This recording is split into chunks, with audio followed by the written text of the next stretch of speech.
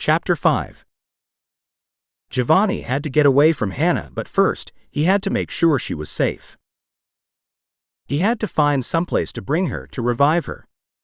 He glanced up at the roof of the building, but that would pose a problem. He couldn't explain to her why they were there and how he got her up there. Needing her more than he ever experienced before with a female, he didn't want to leave her. So he thought about bringing her to his apartment. However, that wasn't a viable option. How could she be with him with the temptation of her sweet blood, without turning her into what he was? He questioned himself as he held her in his arms and glanced down at her sleeping. He didn't want her to become what he was. He wanted a warm-blooded woman. There was no answer coming, and he decided that someday he would have her. But not today. He had to leave her. When she looked up at him and asked him to put her down, he happily gave in to her wish. Before he could ask her name, some young man a few years younger than he strode out of the bar calling for Hannah. That was her name. Hannah. He liked the sound of it. He liked her face and her hair and how small she felt curled up in his arms. But most of all, it was how her heart felt beating next to his chest. A young, strong, steady heart. A heart he could never feel again in his chest beating for a woman he loved. He closed his eyes and imagined that heartbeat for him. He imagined that her heart was his and beat for Hannah. He liked how she needed him that moment in time, and how grateful she appeared to be when she looked into his eyes and saw only a protector and not a night demon, and her heart never raced in fear of him. He liked her eyes and her mouth. He liked everything about her. When she turned to thank him, he wasn't there. Jovani stood watching her and the young man from the top of the building. He glanced down to see the young man ask her to sit and wait for him, and he saw his limo turning the corner and stop. He trod toward it and entered. Connor wasn't surprised to see Jovani. He would return quickly to the limo after he had fed. "I thought you were weaning yourself off human blood." "I was, but it seems that some humans won't let me. I gave them a way out. I asked them to leave the girl and I would take care of her, but instead, like all greedy monsters, they refused. He was just a necessary inconvenience." "And the girl?" "Pull over in front of the bar and stop. I want to see her one more time." Jovani's voice forlorn, as if he thought he would never lay eyes on Hannah again. As if she wasn't real, and his heart would stop beating if he couldn't get a look at her. But his heart had stopped beating many years before, but he had the desire of a young man in love which hadn't stopped. Abstaining from sex was another way to curb his desire for the blood of humans. He no longer engaged in sex because he thought the addiction to blood was in some way entwined with his desire for a woman, and so he withdrew from relationships. It had been over 50 years since his last encounter with a woman, and it didn't go well.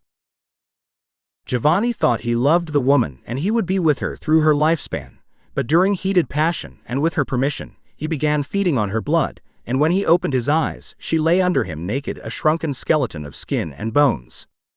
The sight of what he had done made him vow to himself to never love or care for a human again. And because he was tortured by what he had done, either he would find something to free himself or he would free himself of his existence. And now he found himself again in love. It was more intense than anything that had ever happened to him. It was more consuming of mind and body. He couldn't pinpoint when it happened. It just happened. Was it when he looked into the warmth of her green eyes, or was it when he felt the warmth of her skin, and took in the smell of her blood, that he wanted to possess her? All of her, and he never did he want to let her out of his sight. He wanted to stare at her, caress her and kiss her and make love to her, which could prove deadly. And that's why he had to stay away from her. But could he?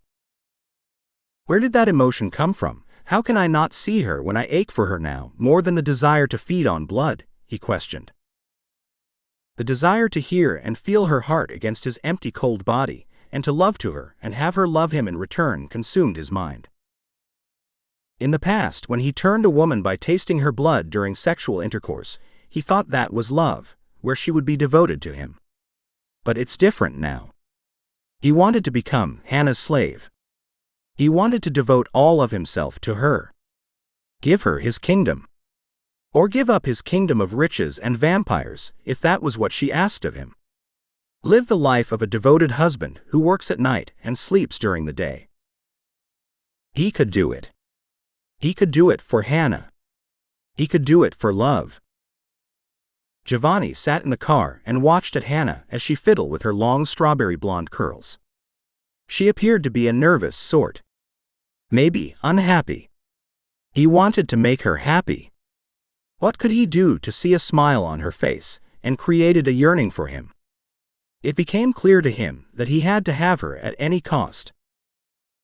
Waiting in the car long enough, he could see the relationship between Hannah and the young man. He determined at a glance that she didn't love him. Not that it would stop him from wanting her or leaving her to that man if she loved him. He would find some way to convince her. After all, he had all the time in the world. The young man stood with her purse on his shoulder and handed it to her. Her expression never changed from the painful look she had in her eyes. If he had meant anything to her and she to him, he wouldn't have left her alone. He would have stayed to protect her, and therefore those men wouldn't have approached her. Jovani began to blame the guy for leaving Hannah to be taken. He didn't protect her enough from men like that, or a man like him. The thought of how he felt about himself stirred him, and he didn't want to think about it anymore. I've seen enough. You can take me home now. I think Hannah is safe. Connor steered the limo to the right, and the car slid effortlessly into the traffic. That's a nice name. Hannah, Connor said to Jovani as he peered at him in the rear car mirror. Jovani, still apprehensive and unsure about it all, paused and put his fist under his chin. It appears I should prepare myself for Hannah. I would need to convince her that I'm the one for her.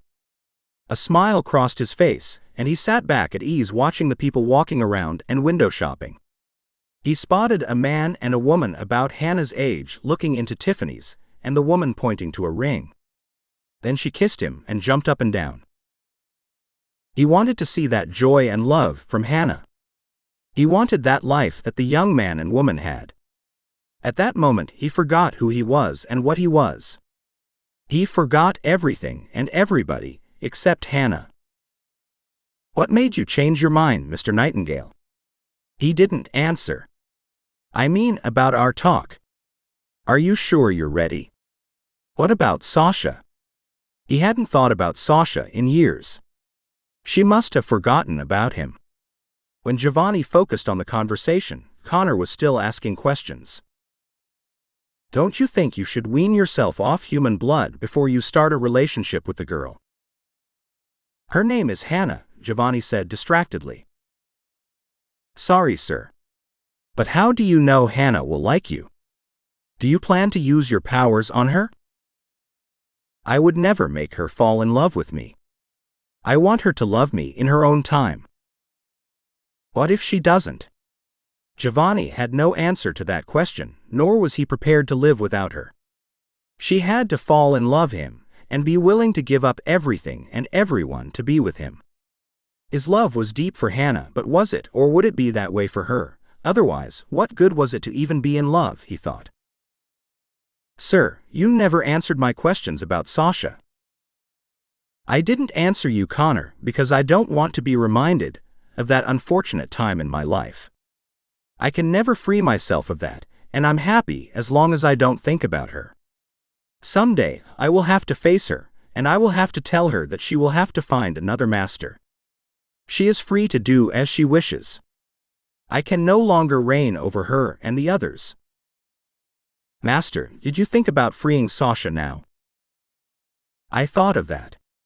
It's all I've been thinking about. But she has this notion that she's mine and belongs to me as if we were married. Vampires can't marry.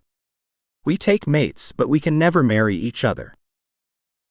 He had practiced that speech over and over, trying to convince himself of Sasha's intentions, but he knew she would never give him up. She had been searching for Jovani for a century. He thought if he gave her everything she needed, she would let him go, and find another vampire she deemed worthy of her cruelty. And she did, but that wasn't enough for her. She still wanted and desired Jovani. She needed to make him her slave as she had been to him. Once Jovani freed her, he would no longer be bound to protect her from the older vampires. Jovani had turned her when she was 18, and her thirst for blood became intense. He didn't realize then the consequences of that decision, simply because he didn't want to be lonely in the world. He wanted companionship, and he found it, but he didn't know Sasha was a psychopath. Because Jovani was handsome, charming, and exceedingly rich, all manner of women would flock to his parties. The parties were notorious and would go on for days. At first, Sasha enjoyed the idea that she had the most desirable vampire and man as he was thought of, but the attention that they gave Jovani was too much for her to bear, and if women or men looked on him with desire, she would torture them in the most obscene ways. The vampires Sasha turned, she would command them to rape and drain the bodies of every ounce of blood, and leave the corpses for the police to see, and for Jovani to know that these were the women who she suspected had fucked him. Young women were disappearing all over the globe, but Venice was awash in the blood and bodies of young women, especially the ones who had been last seen at Jovani's parties, or at his many villas in Italy. Although he assured Sasha that he cared for her and she was special to him, it didn't matter. She would send the vampires out to drain them of blood after she had her turn with them first.